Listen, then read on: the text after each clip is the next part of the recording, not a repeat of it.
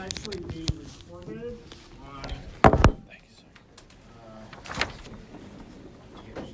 This is.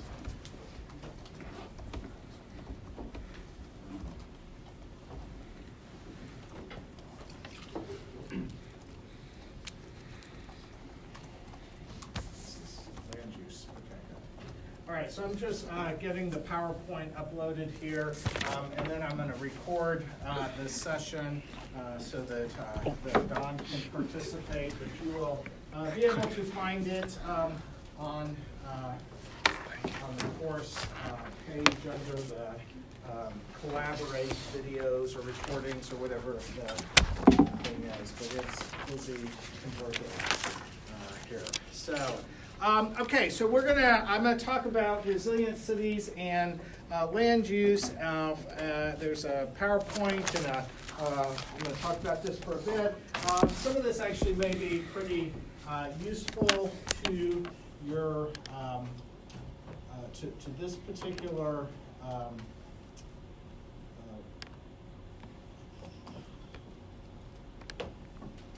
sorry.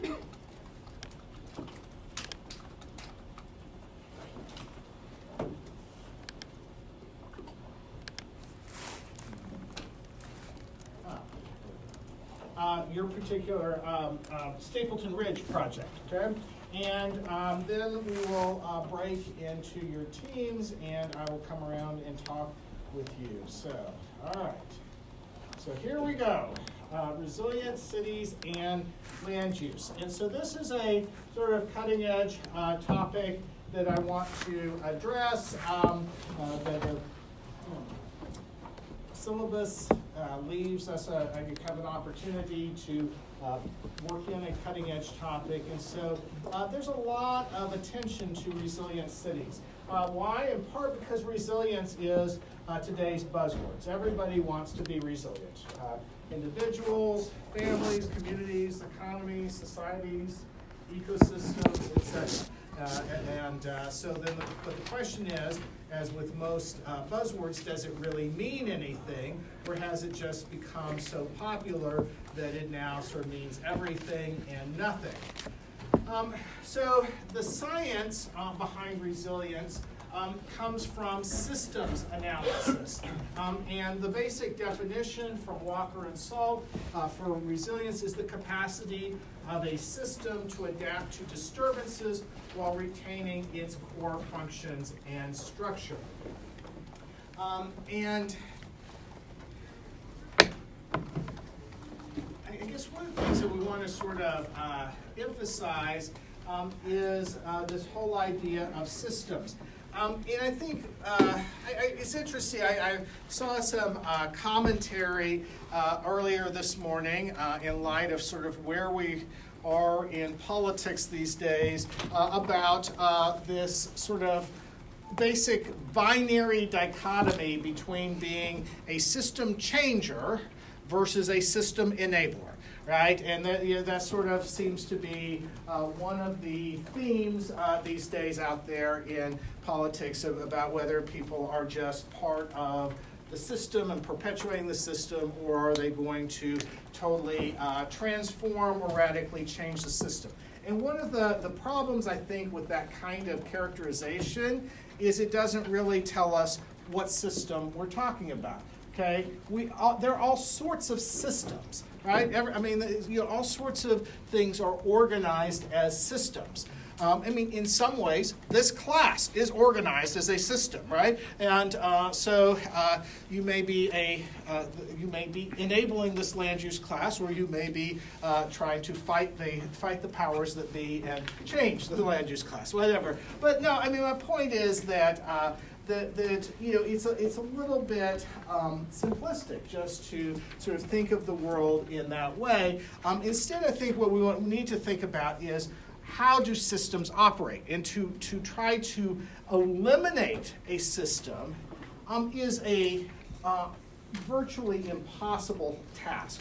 Now, we might end up transforming the system in a particular way, but systems exist, and we have structure because that's just how the things of this world organize themselves. So one sort of starting point for resilience is this whole idea of social ecological resilience. The idea that social systems and ecological systems, and indeed institutions, and by institutions I mean sort of the systems of rules. So they might be law or legal institutions, they might be policy, they might be planning, but basically the ways in which we structure rules. They might even be informal norms. But basically we have social systems, ecological systems, and institutions, and they're all interconnected in complex, dynamic, and nonlinear relationships. Okay?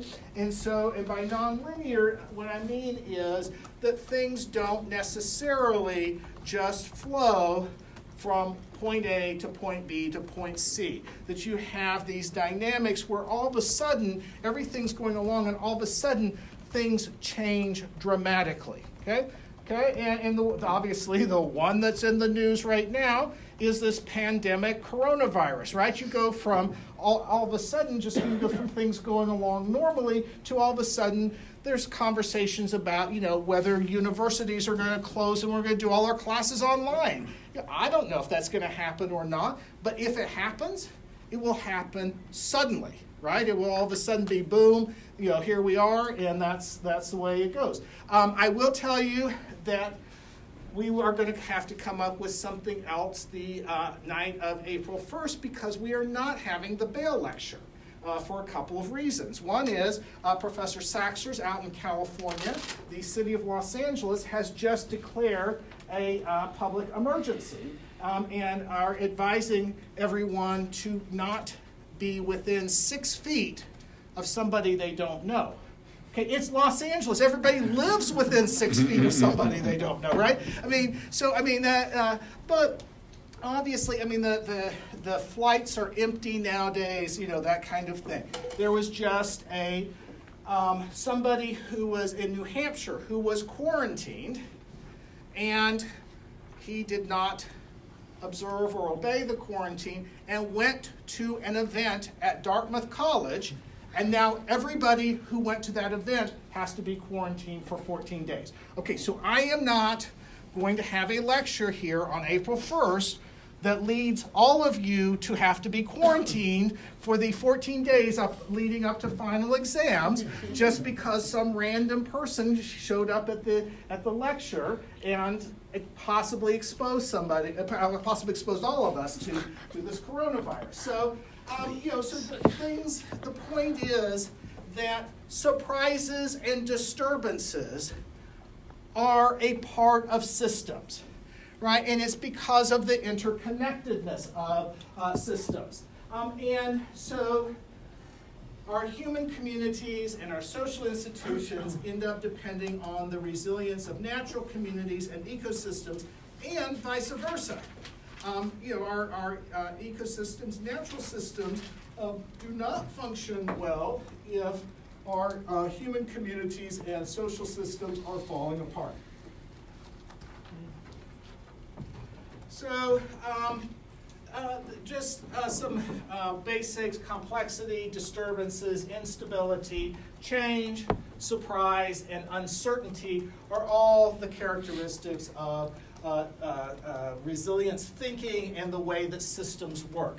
And by uncertainty, there are a couple things that we can say about this. One is the concept that stationarity is dead. Stationarity is this concept that we can make predictions about the future based on the idea that past conditions, the data about what has happened in the past operates within an envelope of change. And so there's this range, and things change. You have droughts and you have floods, and you have you have your systems. You have busy times and you have times when you're not so busy, etc. Everything varies, but it varies within a predictable historic pattern. And the point is that the future is no longer predictable based on the past. And it's in part, so a lot of the thinking about this has to do with climate change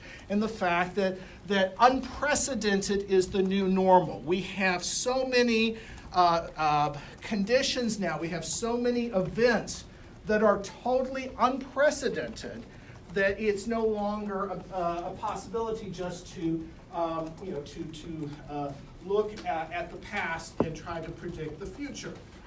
So this is a diagram of the resilience cycle, which basically says that systems over time gather resources and build their functions, but they also in the process become increasingly rigid and entrenched, and that makes them brittle and vulnerable. And so there comes a point at which a disturbance of some sort causes them to flip, to release energy or release their functions and change and go through a period of reorganization and restructuring, okay? And so that's the basic concept from science. And, the scientists have looked at a lot of different, at least ecological systems and found this pattern to exist. They've also found that there are large-scale systems that have long-term, relatively slow impacts on smaller systems that operate at faster, smaller scales. And so, for example, you might have, climate change that is having effects on how large river basins operate, which in turn have effects on very specific watersheds. Or you have private property rights systems in the U.S. that over time have strong effects on regional development patterns, which in turn have effects on local land development patterns. And we've talked about some of those kinds of trends. Also different types of systems affect each other: ecosystems, social systems, and institutions. Oops. Good. All right. And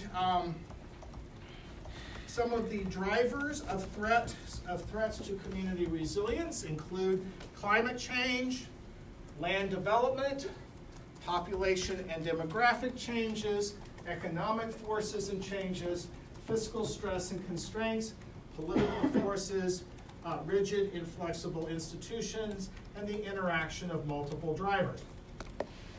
So just to reiterate a lesson that we've already encountered, a perfect example of that was the massive overcrowding of housing in Anaheim when you had rigid resistance of the city council in a 3-2. Okay, so all it took were 3 city council members, right? Among all the planning staff and the housing staff and the planning commission and developers and 2 other city council members and so forth. But it came down to 3 city council members consistently rejecting affordable housing or multifamily housing projects, resulting in this tension, this mismatch between population growth and in-migration, the economics of the housing market. So as the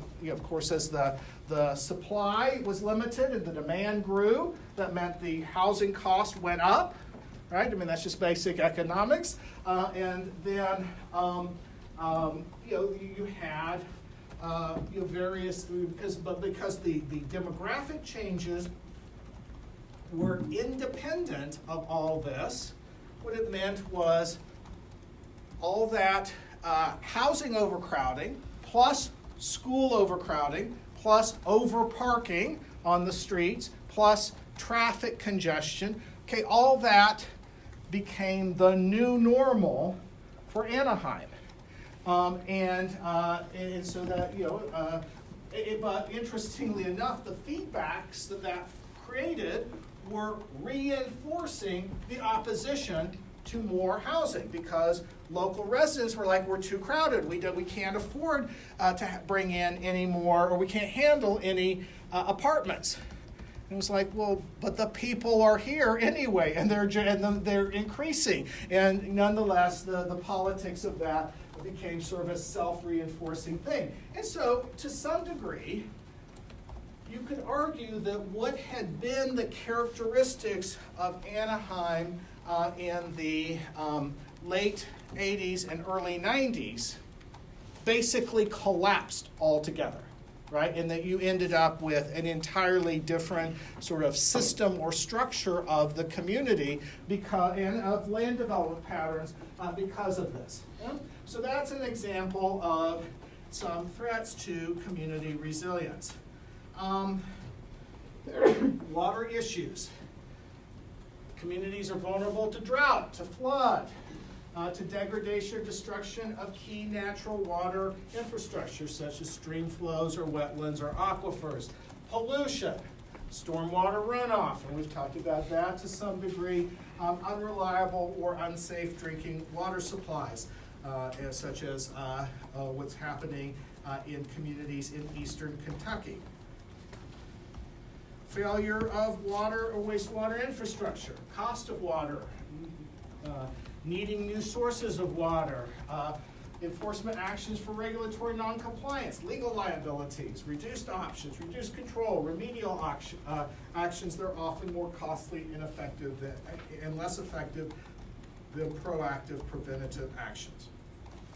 Some other examples of resilience problems, of community collapse, okay? The classic is Hurricane Katrina and Gulf Coast communities, right? So this was a combination of hurricane / climate event and poor planning, poor predictions, overconfidence in flood infrastructure, a social system and political system that meant that you had a lot of low-income people, many of whom were members of minority communities who were basically trapped in low-lying areas without really any financial means, transportation means, healthcare means to leave their home community, and so forth. A totally botched disaster management process,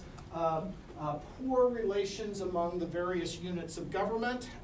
So the relationship, I mean, basically, okay, there was no unit of government, and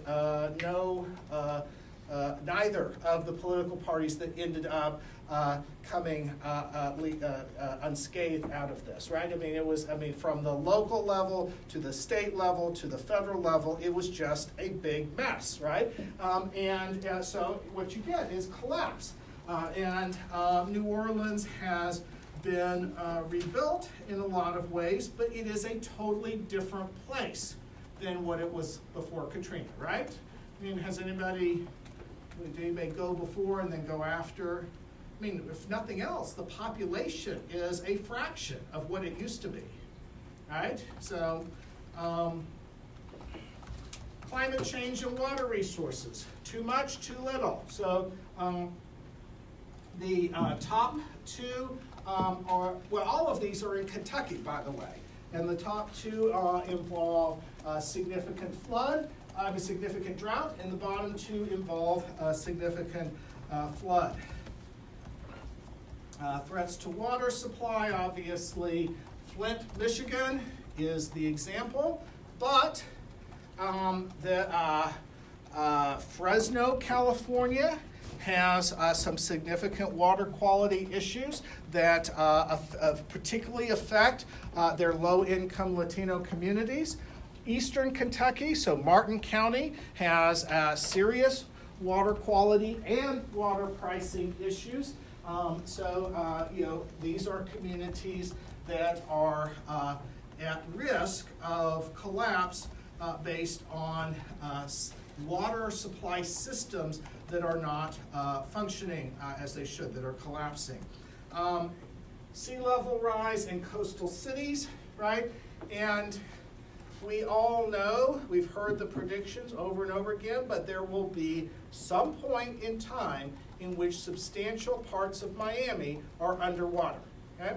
So if you have not yet gone and enjoyed Miami Beach, do it soon, okay? Because it will be underwater, and part of that sea level rise, but part of it also is coastal erosion.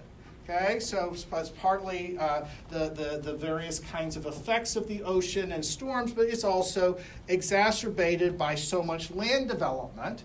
Okay, and the problem is they are running out of sand on the ocean bottom outside of Miami to re-nourish Miami Beach, because there are coral reefs out a certain ways, and so they can't. Basically, their system is basically it's a vacuuming system. They vacuum sand off the ocean floor and put it through a big hose or big pipe onto the beach. Well, at some point, right, they're going to have to go somewhere. So they're going to have to bring in sand on barges, which is extremely expensive because they're just running out of the sand to restore Miami Beach. So there is tremendous interest in resilient cities, how to make our cities more resilient. So the Rockefeller Foundation has or had a 100 Resilient Cities program. There are all sorts of centers. New York City had, after Superstorm Sandy, developed a specific plan called a Plan for a Stronger, More Resilient New York City, and resilience was the theme. I published an article with a whole bunch of other scholars and planners and lawyers in the Idaho Law Review on a symposium on resilient cities. The Nature Conservancy has an urban strategies initiative that emphasizes resilience. Governing magazine, and so on and so forth. Reports of different sorts. There is a big international conference coming up this fall in the Netherlands on resilient cities and the whole and the role of law and what role can law play in promoting resilient cities. And I could go on and on with examples. So there's this tremendous interest, and Louisville is part of the 100 Resilient Cities. Okay, so Louisville has committed to this Rockefeller Foundation program, and they have a series of plans and participatory initiatives, and they have received funding from the Rockefeller Foundation to pursue and implement this. Isn't that over now? Sort of. So the Rockefeller Foundation funding part is over.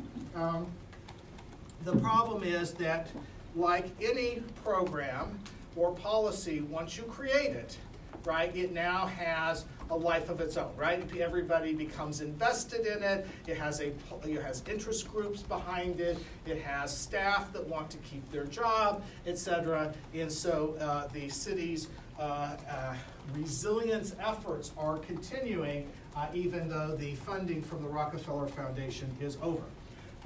So resilientcity.org defines resilient city as one that has developed capacities to help absorb future shocks and stresses to its social, economic, and technical systems and infrastructures so as to still be able to maintain essentially the same functions, structures, systems, and identity. What we care about is adaptive capacity generally, and in particular, what we're talking about in this class is the adaptive capacity of our institutions, our governance institutions, our planning institutions, and our legal institutions. And obviously, climate change is getting a lot of attention, but it's not the only one, okay? So one thing to think about in terms of the kinds of shocks and disturbances that produce systemic collapse is what happened with the mortgage foreclosure crisis in 2008, right? Once you started having enough loans go into default, which then produced this massive sell-off of the bundles of loans on the global financial markets, which then led to more and more panic, more and more foreclosures,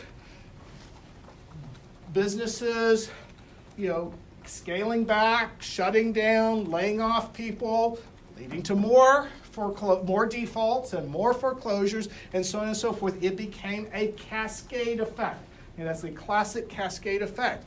Well, it had a total meltdown of all available lending capital at the time, right? You could not get a loan for anything of any sort at the time, right? But the other thing is, drive around Louisville, especially West Louisville, and look at all the vacant and abandoned properties. There were some before this, but the increase, the mass increase, if you just went and did a photograph from 2007 to 2010, for example, and compared, okay, it was a massive collapse of home ownership and maintenance of properties in the West End, driven by a global disturbance, a global economic disturbance. Okay? So that's the kind of thing we're talking about.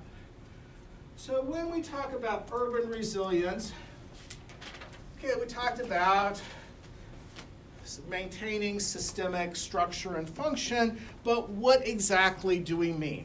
Well, we actually mean 4 different types of resilience. All of them are applicable in some way or the other. So first of all, the capacity of cities and communities to resist, to be strong, to resist unwanted disturbances and changes.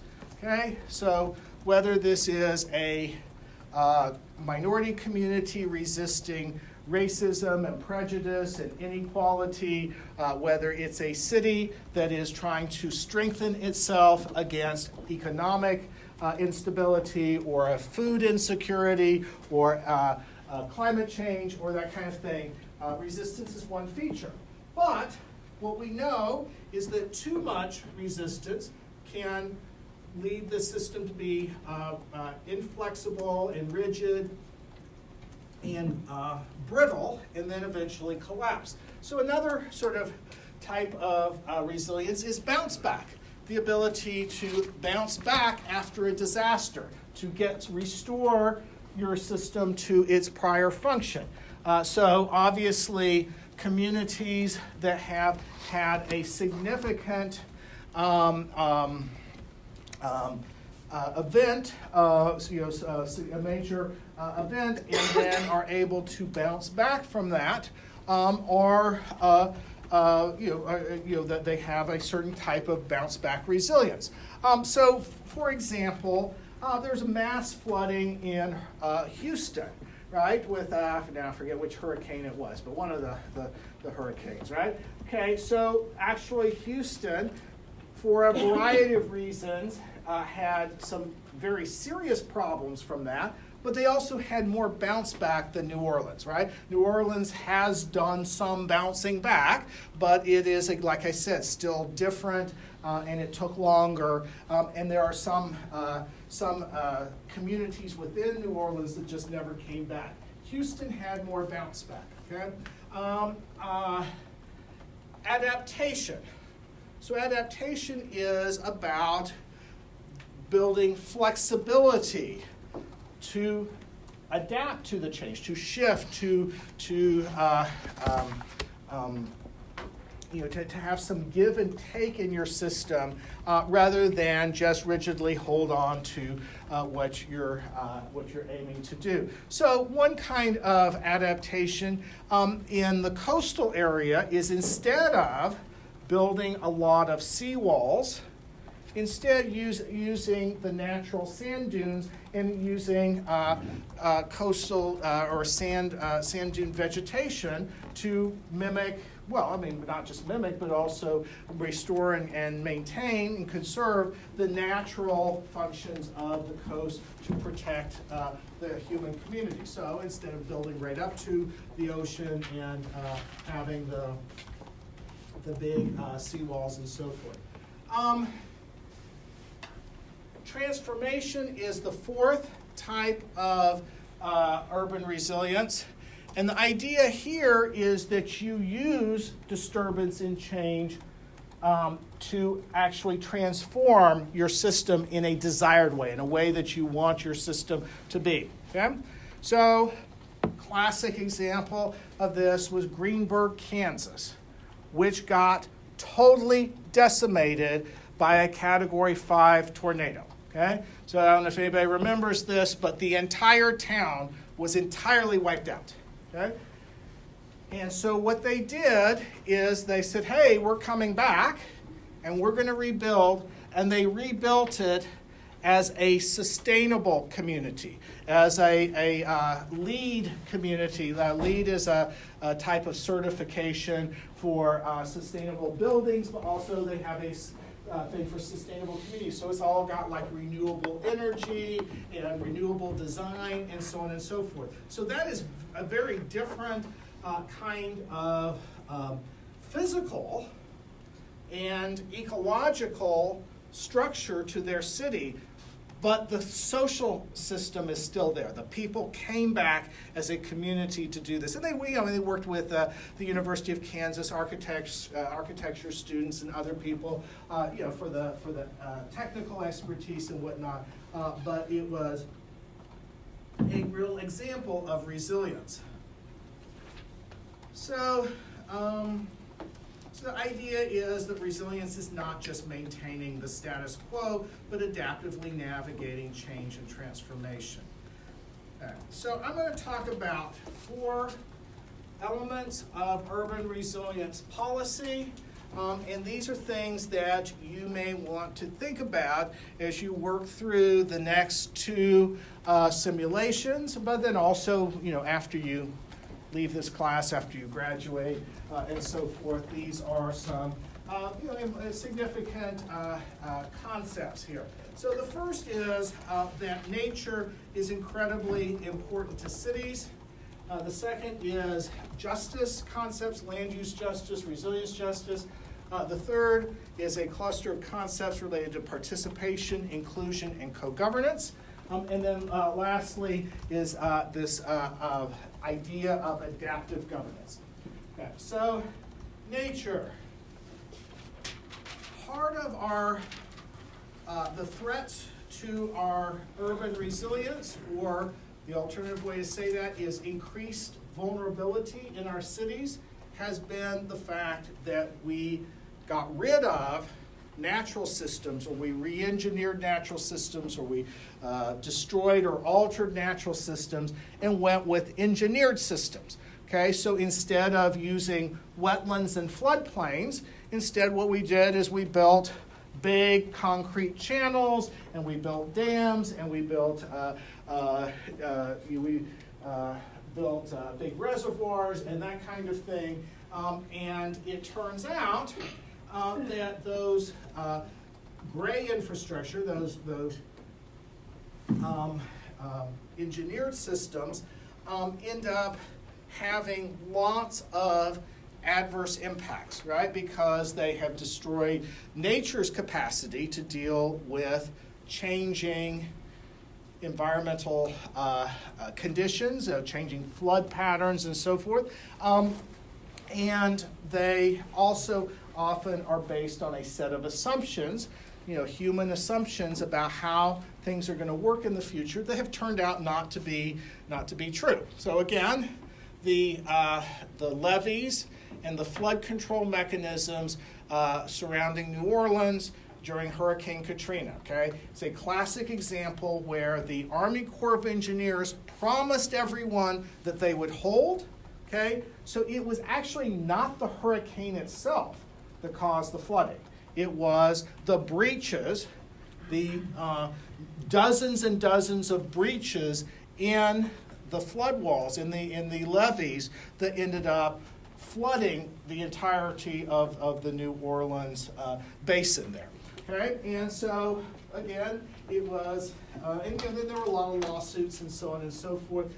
Largely, the bottom line on the lawsuits is that the federal government has quite a bit of immunity from liability for damages, but nonetheless, one of the things the lawsuits did was really paint the Army Corps of Engineers and the federal government in a very negative light, and obviously didn't win them lots of friends among the community because it showed just how flawed their predictions and models and assumptions were. So part of the idea is the more that we use nature, the more that we build additional adaptive capacity in our communities. The basic idea is that we have developed our cities so much that we cannot have policies and infrastructure based solely on natural or green infrastructure. We have to have some mix because we simply have so much impact. We have so much runoff. We have so much, water usage and so much demand for various things.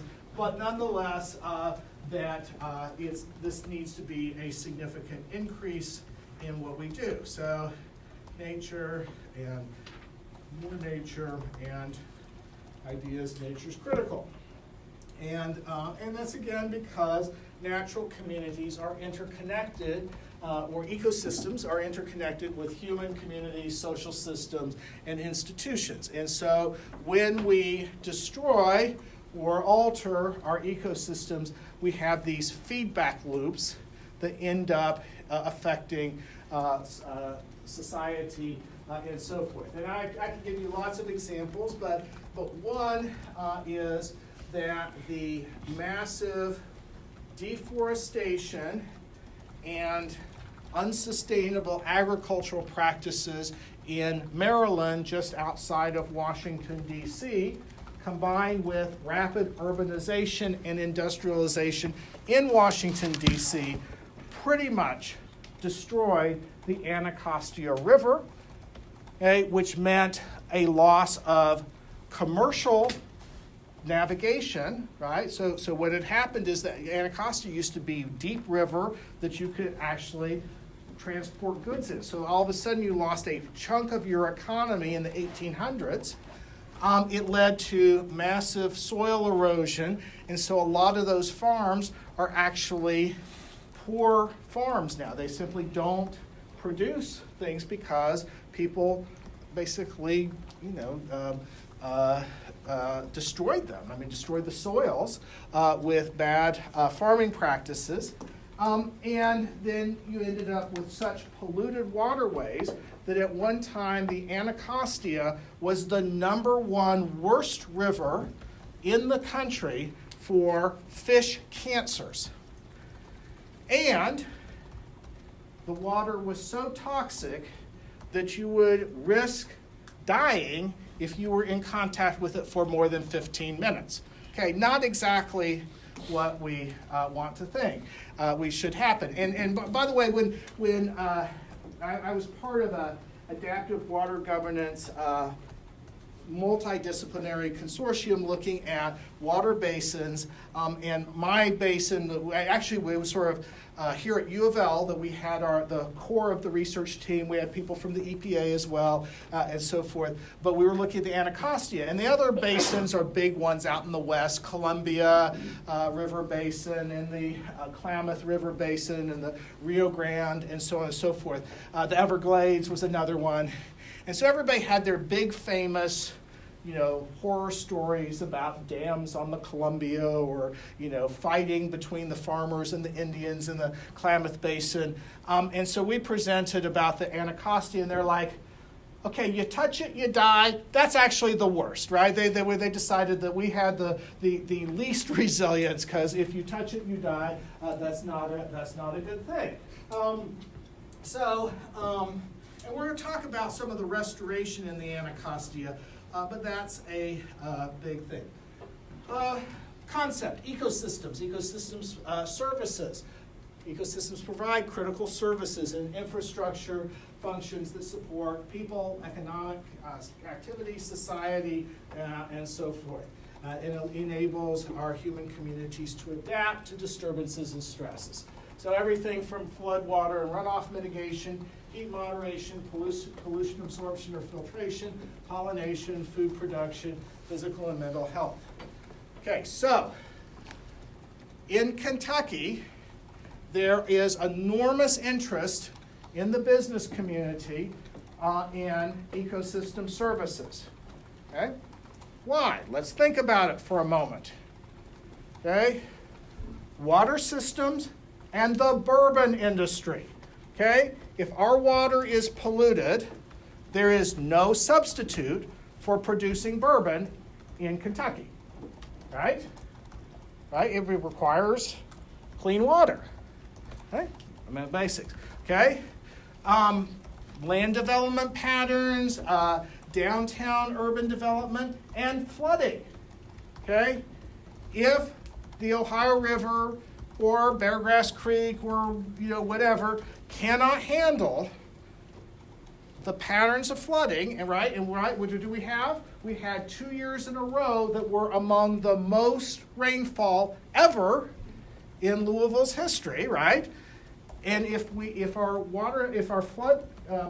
natural flood systems can't handle this, right? There's enormous property loss. I can't even imagine how some of those, like captain's quarters, right? I mean, have you got anybody eaten at captain's quarters? Yes. You've seen the pictures, right? Okay. How much loss did they sustain? Right? And insurance companies, you have to get flood insurance for that, right? You can't just, that's not just your normal property insurance, right? Normal property insurance does not cover flooding. And so you have to get flood insurance. Well, think about the significant economic costs. I mean, it's actually, the food is crappy at captain's quarters, but nonetheless, right? I mean, it's a part of the economy. A big concern about pollination. Okay, much of our agriculture in Kentucky will disappear, will just plain disappear if we lose the pollinators. Right? I mean, it's just a basic fact. So there's tremendous interest in nature. And obviously the other thing is, think about human life and quality of human life and human health and so forth. Today, in my property class, everybody said, let's go outside. Right? I mean, why? Because outside's great. Huh? Oh, I thought you were asking a question because outside's great. Outside's great, right? Okay, these classrooms are horrible.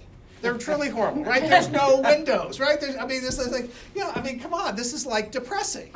Okay? Yeah. I mean, going outside is uplifting, and you feel relaxed, and you feel calm, and you feel, you connect to nature and so forth, right? And tons of studies, okay? The amount of studies that show the mental, emotional, and physical health benefits of nature, of human contact with nature, are overwhelming. Okay? So, talk about ecosystem services. That's a very scientific concept. Natural capital is what the sort of more the business community and the economists tend to talk about. Green and blue infrastructure is what planners and policymakers tend to talk about. It all means the same thing, but it's just different terms that get used. Okay, so green and blue infrastructure is what we find among a category of variables that contribute to the resilience of human communities. Human communities are more resilient, or their resilience depends on these on various categories of green and blue infrastructure. Helps them resist, bounce back, adapt, and transform. And I'm going to go through some different types of green and blue infrastructure just so you get a feel. So urban trees and forests, right, are important, and Yes.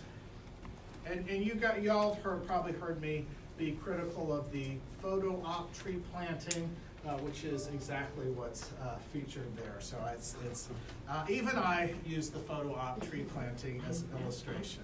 So anyway, all right. Okay, that is supposed to be, wow, that disappeared. But that's waters and watersheds, okay? So waters, waterways, watersheds, rivers, streams, creeks, etc. And watersheds are areas of land that drain to common bodies of water. And then also wetlands, okay? So urban watersheds, urban waters, and wetlands. Green, various kinds of green development, the use of green and blue infrastructure as ways to cool communities or cool developments, so cool areas of our developed community, or deal with stormwater runoff, to manage stormwater runoff. So rain gardens, bioswales, green roofs. So this is a green roof in Washington, D.C., and this is a bioswale in Kansas City. Basically, the water runoff from the buildings and the sidewalks and the street go into here. It is vegetated, and the water percolates down instead of going into the stormwater system. Coast and coastal lands, and so again, and by the way, coastal lands and coastal features, including barrier islands, we talked about this earlier, and so forth, sand dunes, seagrasses, all that kind of stuff. These serve as buffers between all of that energy that is in the ocean. Okay, the ocean has a tremendous amount of energy, right? All those waves, right? But also storms and hurricanes and wind and all that kind of stuff. Okay, so tremendous amount of energy that pounds the terrestrial, pounds the land. And so coastal zones are buffer zones, right? They serve as buffer zones. And so as you can see, when we develop right up to the edge and we're putting in seawalls and rocks and that kind of thing, rather than allowing nature to do its thing, we're actually diminishing the capacity of our coast and our coastal development to handle all that. Urban and regional farmland and soils, okay? One of the most underappreciated aspects of nature that we depend on are soils. Soils are actually living organisms, okay? So the soil is not just dirt. It is actually alive, and it makes a big difference. There are book after book that basically say that 6 inches of topsoil ends up being the difference between a civilization that can survive and one that cannot, okay? And the problem is that we have engaged in a variety of agricultural practices that have eroded our soils, that have diminished the vitality and quality of our soils, poisoned our soils, and so on and so forth, and that's a problem.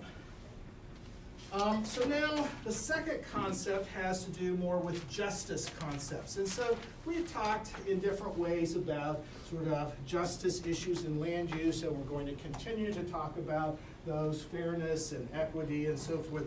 But what I want to do is talk a little bit about resilience justice. Okay, so resilience justice is about fairness in the capacity of human communities to adapt to disturbances and changes. Or the flip side of that is disparate vulnerabilities, unequal vulnerabilities. Some communities have a lot more vulnerabilities than others do. And resilience justice is a concept of justice that says, hey, we should be aiming for improved resilience in the vulnerable communities, which are often marginalized, oppressed, discriminated against communities. Communities that have lots of inequalities. And so resilience justice also serves as an analytical framework for looking at systems, community conditions and capacities, and public policies. Just out of fairness, Kirk and Taylor and Connor have been Resilience Justice Fellows, so I just want to, have I missed anybody? Are you, the rest of you out there? Anybody? Okay, so, had worked on this project and so forth. Looking also at resilience justice as a tool for policy reforms and community capacity building. So basically looking at systemic inequalities in the adaptive capacities and vulnerabilities of communities. So obviously one example of resilience and justice is Hurricane Maria in Puerto Rico. Okay? So multiple layers of injustice in Puerto Rico and vulnerability and lack of capacity. So obviously they're an island out in the ocean where we see an increasing number and intensity of hurricanes. Okay? And we can track that, and we know that, and we can talk about different reasons and so forth. But the bottom line is we see more hurricanes and they are more intense. We also, Puerto Rico is, for all intents and purposes, a colony of the United States. It is a commonwealth that is basically a territory, but it's not a state. They don't have any vote in Congress. They don't have any vote in the presidential election, and so forth. And basically the bottom line is we got in a war with Spain in the early 20th century, and part of the results of that war was the independence of Cuba, okay? Eventually the independence of the Philippines, okay? Not immediately, but eventually. And Puerto Rico became part of the United States. Okay? And we put some military bases there and so on and so forth. But it is basically a very subjugated community. Enormous amount of poverty. There have been some tax policies that have tried to stimulate development in Puerto Rico, especially pharmaceutical manufacturing and so forth, but it is still primarily a very dependent and low-income community, low-income entity, and it has, because of that, it has limited resources and limited support and so forth. It means that their water systems are very vulnerable. Their electrical systems are very vulnerable. There's not been the kind of investment in public infrastructure that has been needed.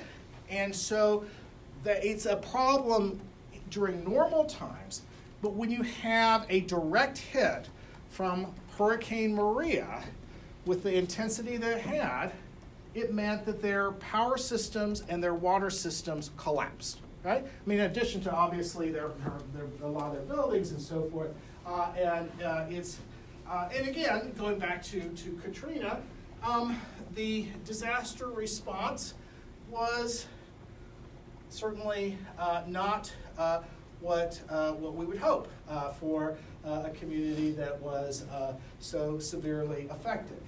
Now, think about part of what this means, right? There are all sorts of ripple effects, right? So again, that's how systems operate. So one of the problems is, right, even as they're trying to recover, now all of a sudden getting hit by earthquakes, right? It just, makes it harder. But the other thing, think about this, is how many people moved from Puerto Rico to the States, right? Okay, so Orlando has had this enormous population growth from Puerto Ricans, right? One of the things that's going to happen is there's going to be a different dynamic in Florida politics because it's just shifting. It used to be much more influenced by Cuban Americans. Now we're going to see much more impact by Puerto Ricans in the Florida area. So again, these effects, these systems are not disconnected from each other. Another example of unequal vulnerabilities is green and blue infrastructure in Los Angeles, California. Historically, low-income neighborhoods of color in Los Angeles, African American neighborhoods, Asian American neighborhoods, Latino neighborhoods, have had way less in the way of parks, trees, other kinds of green and blue infrastructure. By huge magnitudes, okay? So if you live in a more higher income, primarily white neighborhood, you have parks in your neighborhood, and you are often very close to national forests, national recreation areas, the ocean, etc. If you live in Watts, if you live in East Central Los Angeles, if you live in South Central Los Angeles, if you live in the low-income areas in Long Beach, coming up to the Long Beach Harbor, okay, you have a lot of polluting facilities in your neighborhood and not much in the way of parks.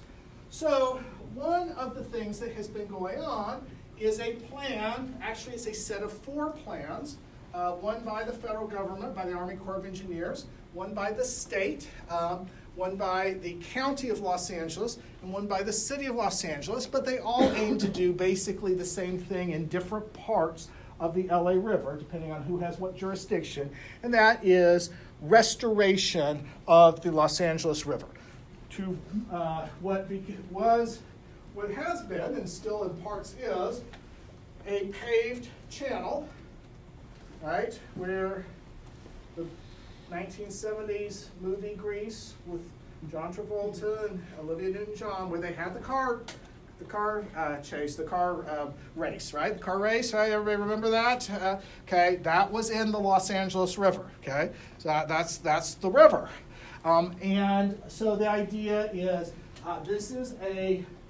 this is not a photograph. This is a graphic. Some of you might do these nice graphics for 2 weeks from now, right? For the yes, yeah.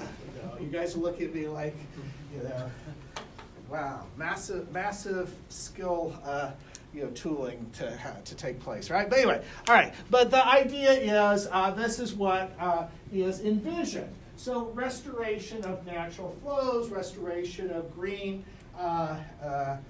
vegetation and trees and so on and so forth. Now, it's not going to be total, but it's going to be more. It's going to be a greening of the Los Angeles River. What is already happening in this map over here shows it is gentrification and displacement of the neighborhoods along the river. Neighborhoods that have been low income, that have had the ugly, depressing, paved channel, flood channel, basically. And so now it's going to be nice and pretty and have bike paths and recreational opportunities and be connected to parks. And so what's happening? All those people are being displaced by higher income development, right? By fancy condos and the old abandoned warehouses are now becoming high-end art outlets and so on and so forth. And so what we see is a massive decrease in people of color who are living in these communities, a massive decrease in the lower income levels of the population, and a big increase in property values and so forth. So that's the gist. So what does that tell us? It tells us that there are systemic vulnerabilities. West Louisville, you all have been dealing with West Louisville. You're going to come back to it with the U.S. Farmers project at the end. We have urban heat islands, we have vacant and abandoned properties, we have crime, we have pollution, we have food deserts, and many other problems, right? We have intersections among many different unequal conditions that make West Louisville considerably more vulnerable, right? I mean, so anytime there is any shock, there is some major pollution spill, there is a major heat wave, right? There is, the mortgage foreclosure crisis. Whatever it happens to be, right? The effects are major and far-reaching in West Louisville because there are so few resources of all sorts, right? I mean, the vulnerabilities are substantial in ways that are not true in the East End, for example. So resilience justice builds on concepts of social ecological resilience, threat-specific concepts of justice and social justice and rights, but just to kind of put them in some perspective. So resilience science is important. We've just been talking about it, and yet it's not complete in and of itself because it doesn't really give much attention to social justice and injustice. So I mentioned the 6 basin resilience assessments earlier and the Anacostia and so forth. I did a basically systematic study of all 6 assessments, looking for patterns and themes across them. And what I found in all of these is that the forces and institutions that led to degradation of the ecosystems were tightly interconnected with forces and institutions that led to social injustice.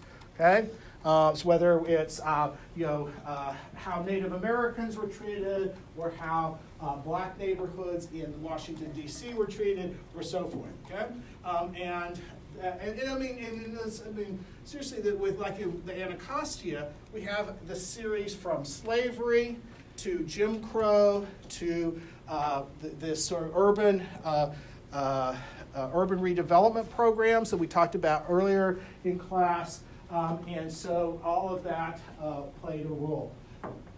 What I also found is that when the various stakeholders and government agencies within these basins started working towards resilience and restoration and trying to improve the ecosystems of these basins,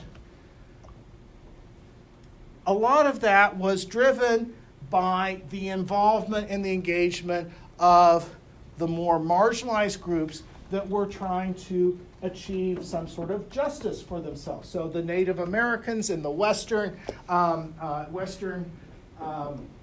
basins, also Native Americans in the Everglades, Latino communities in the middle Rio Grande, African American groups, including civil rights groups in the Anacostia.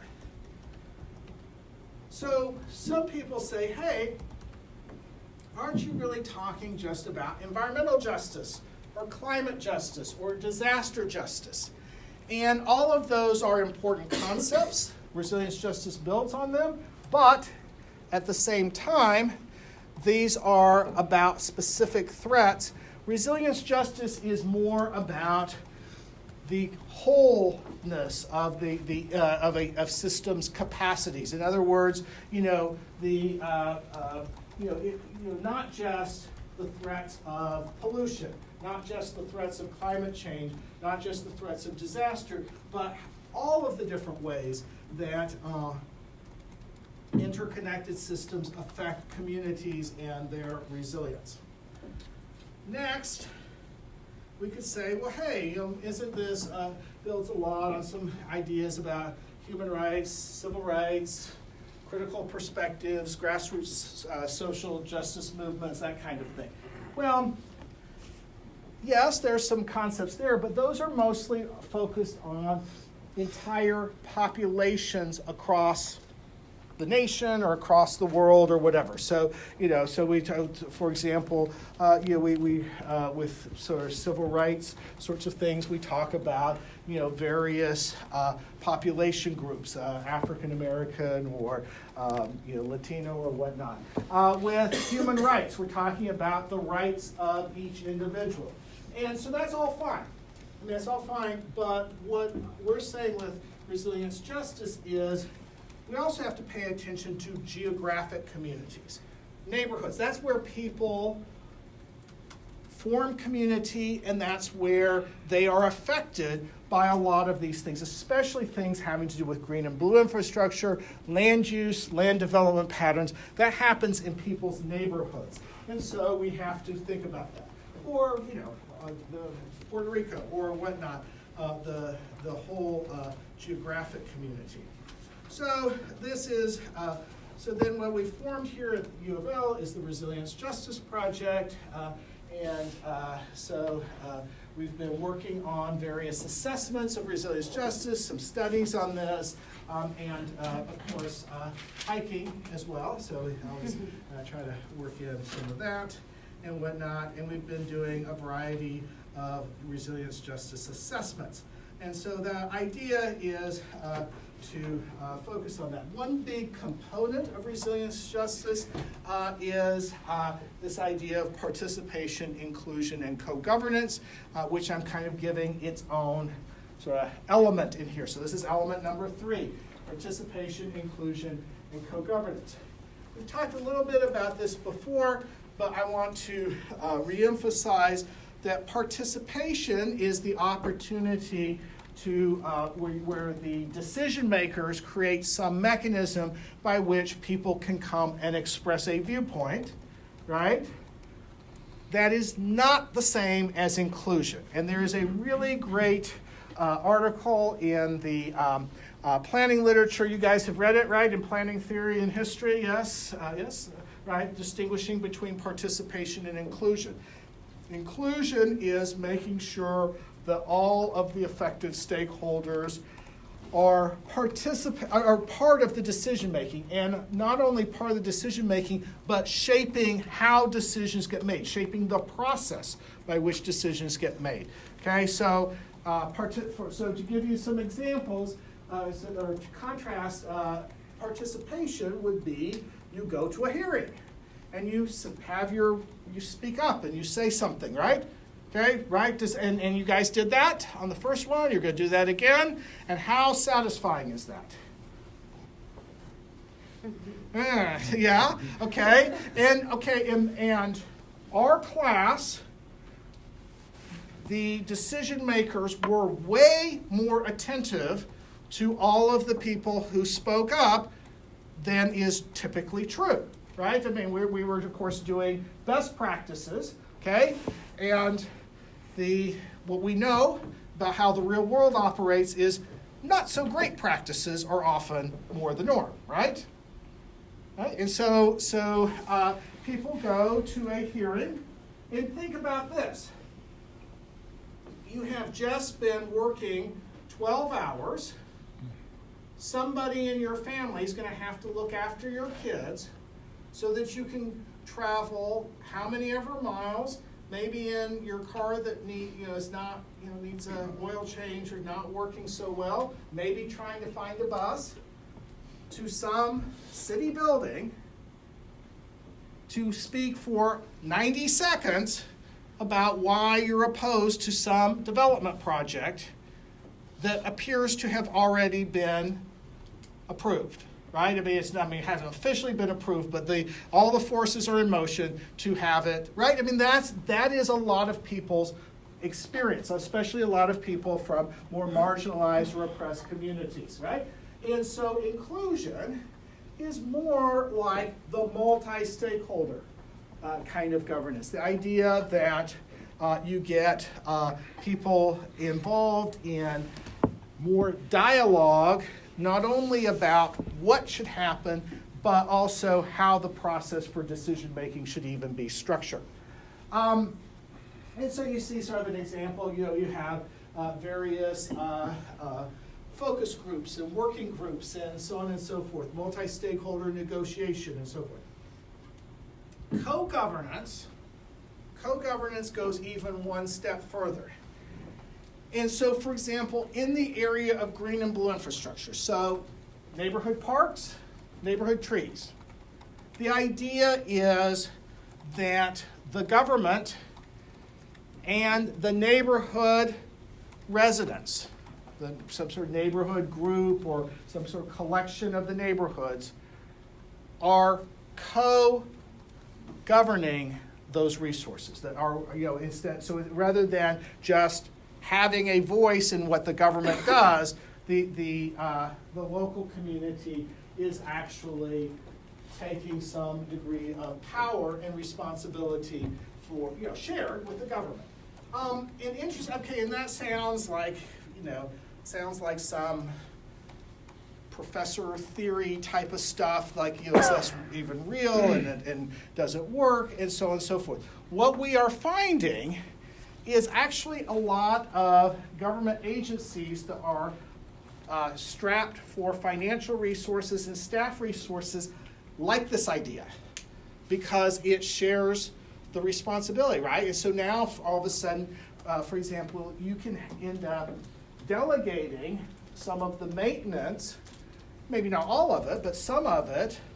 So, making sure that, the trash bins aren't overfull in the park, or making sure that the trees get watered periodically. You can delegate that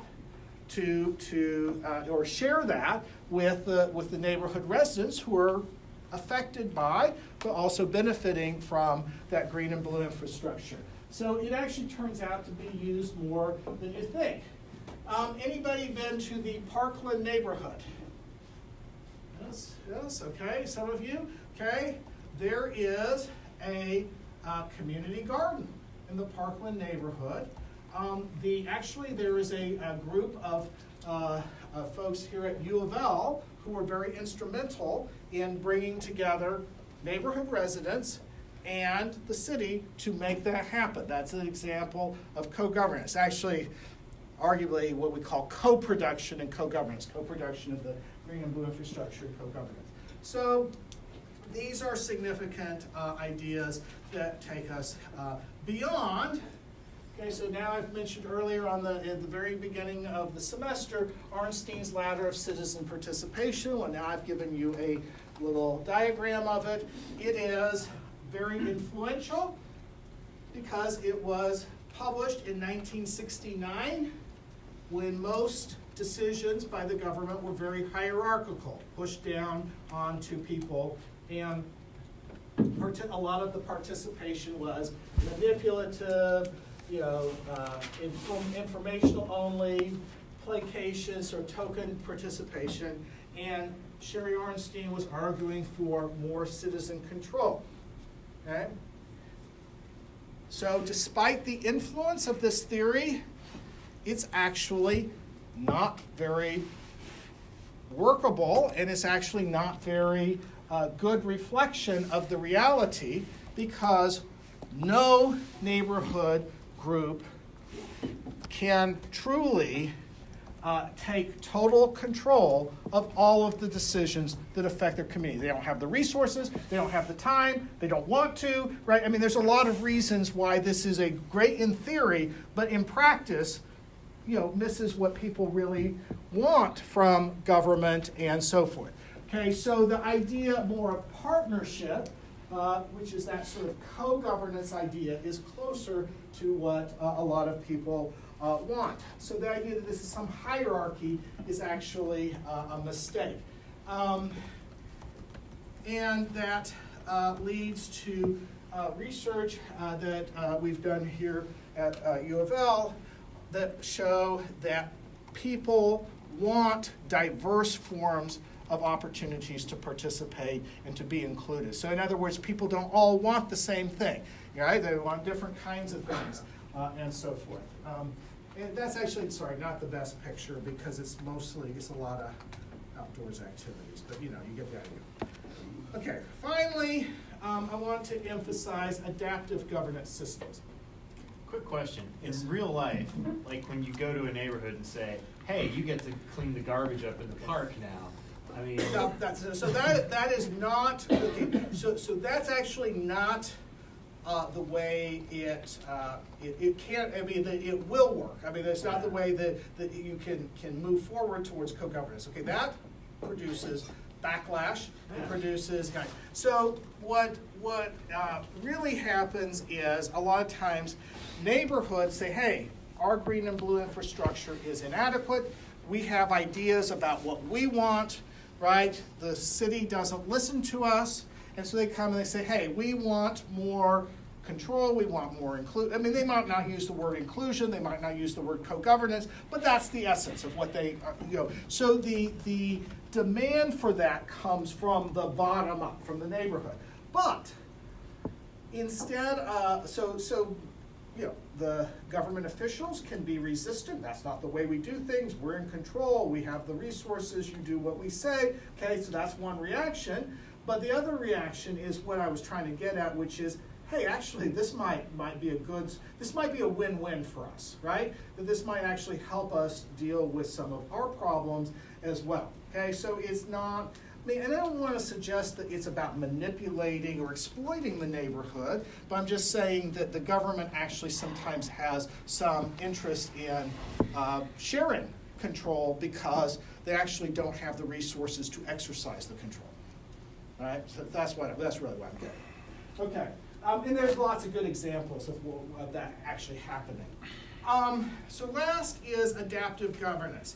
So this is the famous blob in the box. Okay, so the idea is governance systems create a set of boundaries around how power gets exercised, how governance happens. Okay? And the question is, how broad or narrow are those boundaries? Obviously, let's see if I can hold this down. Okay, so obviously, at some point, you don't want too much of, you don't want a set of rules, systemic rules or governance processes and structures that create rigid rules, that create standardless collaboration or inaction, decentralized concentration of private power, or centralized concentration of government power. Okay, there's those outer boundaries, all right? And it varies from society to society, what people are willing to tolerate. But at some point, if you have too many rules or too few rules, it's a problem. If you have too much central government power or not enough, it's a problem. So that's sort of the idea. But where in there should the boundaries be? And so the green box is basically the idea that adaptive governance is about creating the space, the political space, the economic space, the social space in which governance systems can morph and change over time to adapt to conditions, like the blob, right? That's right, and not the blob that ate Manhattan, but just the sort of shifting around to meet the needs and conditions. So again, if your law is too rigid, then it's a problem. And so one of the features of adaptive governance systems relates to just our previous point.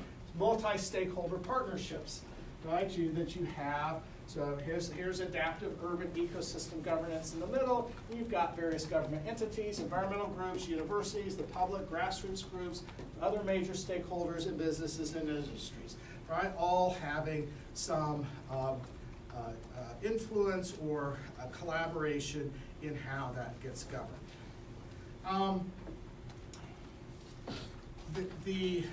What we've been studying in this class is that there are a variety of tools and strategies available to cities to pursue resilience. So plans themselves, and I'm not going to go into adaptive planning as a type of mechanism, but that's something that's out there. Policies, laws, including ordinances, regulations, state and federal laws, projects, processes, and outcomes that all go into affecting how the community is resilient or not. Okay, so then let's think about just green and blue infrastructure itself and how we might think about it differently if we were promoting resilient justice and resilient cities. Okay, so old policies for green and blue infrastructure focus on equitable access and equitable distribution. Okay, and those are good goals, but they're not adequate. So thinking more in terms of community resilience, we might want to think about systematic investment in marginalized communities' infrastructure and mechanisms or tools for community empowerment. Okay, so rather than just the government coming in and doing some sort of top-down redistribution, what we're really thinking about is how, from the bottom up, we build communities' power and adaptive capacity. Participatory policy making and management processes. Well, that's just the example I gave you, right? A different way of thinking about this has to do with co-production of green and blue infrastructure and co-governance. You know, inclusive partnerships.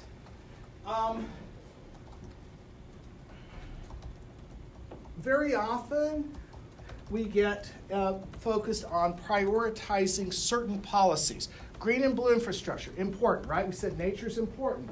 But if what we're saying is this is the top priority, we are missing the ways in which green and blue infrastructure strategies need to be integrated with other resilience justice strategies. So let me give you a couple of examples. Okay, in West Louisville, almost no one is looking at, but should be looking at, what we do with vacant and abandoned properties and the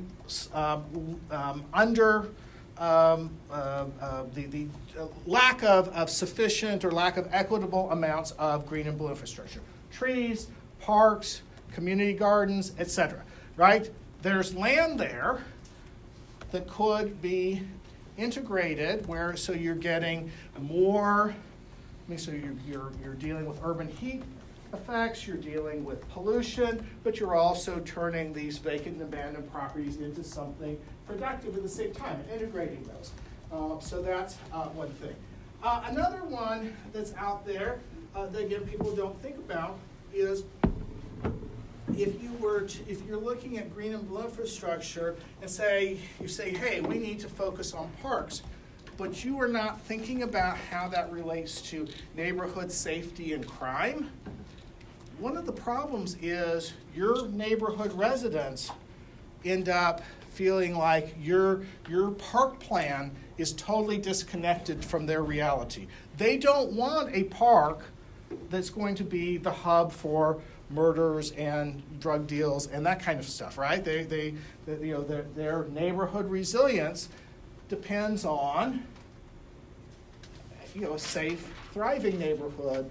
And not just new places for crime to happen. And so one of the things that we hear from people who live in West Louisville is you need to put the two together, right? The fact that you've got one set of policymakers and planners and staff dealing with one set of issues and an entirely different set dealing with a different set of issues ignores the reality of the vulnerabilities and threats in our community. So that's an example of why we would think about this differently. And finally, we sort of think about preserving and conserving nature. Good stuff, we need to think about that. But we also need to think about how we adaptively plan, manage, and govern for nature in cities. Because it's going to change over time. You can't just preserve the status quo because unprecedented is the new normal. All right, so I've talked about the Anacostia, and one of the things that's interesting is a lot of greening of the Anacostia, restoration activities and so forth. I'm going to skip over Philadelphia and Seattle. I mentioned New York City's plan for a stronger, more resilient New York. including a lot more use of green and blue infrastructure to deal with storms and storm damage and storm, effects of storms and so forth.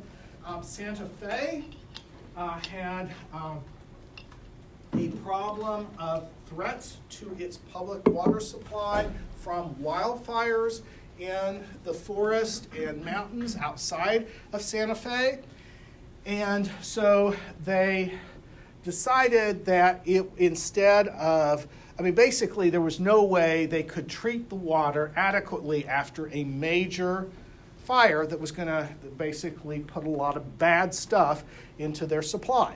And so instead what they thought they would do was invest the money in more proactive fire management regimes, with partnering with the federal government, with various landholders, but also engaging diverse community groups in Santa Fe. In other words, that developing more of this, sort of cross-community, urban, rural, inside the city, outside the city, water supply, water source, co-governance going on. And it's been very effective, and it's very adaptive. So they have a series of different kinds of triggers and thresholds where if something happens, then you move to this action, but if something different happens, you move to a different action. So again, rather than having a rigid plan, they have an adaptive plan. I'm not going to talk about Dubuque. Charlotte has a very good tree canopy ordinance. If anybody's ever looking for an example of a tree policy, so the city of Charlotte, North Carolina did quite a bit with this, which is more adaptive than Louisville. For a long time, people in Louisville said, well, we just can't do what Charlotte is doing. So anyway, so if you're looking for an example. The Urban Parks and Nature movement in Los Angeles has been significant there. And then finally, I just want to sort of say, the future is that we need to keep developing knowledge and ideas that build the resilience and capacities of our cities and the communities that make them up. All right. So That top photo wasn't posed at all, was it? this one, yes. No, it's I just normally, right? So, no, exactly. Yes, no, both of them were highly posed. All right. Questions? All right. So some things to think about when you are working on these issues over the next couple of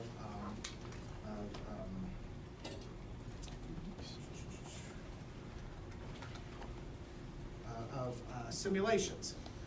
With that, we will now break into your groups, and I will come around and talk with you as you work on Stapleton Ridge.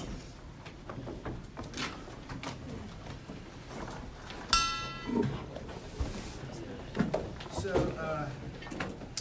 those pictures were law and urban planning. Do you agree? Oh, Lordy. But it actually, yes, it was. Hi, I don't have my charger. Oh, we're sure. I don't think anyone else has. So we going in there? The room where we were in last time in charge was something like that. That one might not be. We have to find Here, I'll bring my computer. Okay, sure. There's one over there. It might not be. Little juice, but That's a big building. A lot of rooms.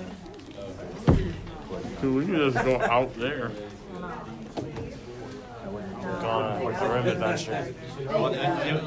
This is easier place. Bring some in there, probably not as easy. are we hanging out in here? Okay.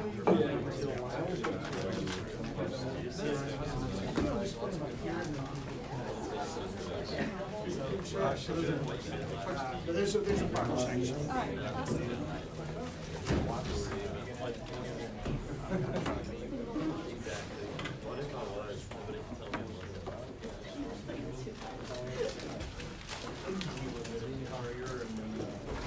Appreciate